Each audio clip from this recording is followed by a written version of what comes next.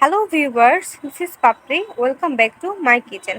আজকে করেছি ঢ্যাঁড়স দিয়ে মলা মাছের একটি অসাধারণ রেসিপি। মলা মাছ চোখের জন্য খুবই উপকারী। প্রথমে এখানে মলা মাছগুলিকে খুব ভালো করে পরিষ্কার করে নিয়েছি। এখন দিয়ে দিয়েছি কাঁচামরিচ বাটা, পেঁয়াজ বাটা, 1 চামচ লবণ, 1 চামচ হলুদ, আর দিয়েছি ছোটো ছোটো করে টুকরো করে রাখা ঢ্যাঁড়স। সব কিছুকে মাখিয়ে কিছুক্ষণ রেস্টে রেখে দিয়েছিলাম। এদিকে কড়াইটাও গরম হয়ে গেছে। মাখানো মাছগুলিকে কড়াইতে দিয়ে দিয়েছি। কিছুক্ষণ অপেক্ষা করে কড়াইয়ের সাইডটাকে ধরে একটু তুলিয়ে দিয়েছি। এভাবে কিছুক্ষণ পর পরই কড়াইয়ের সাইড থেকে ধরে একটু তুলিয়ে দিতে হবে। এখন খুবই সামান্য একটু জল দিয়ে দিয়েছি।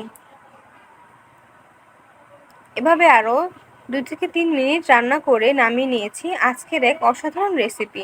এই রান্নাটি খুবই অল্প সময়ে তাড়াতাড়ি ঝটপট হয়ে যায়।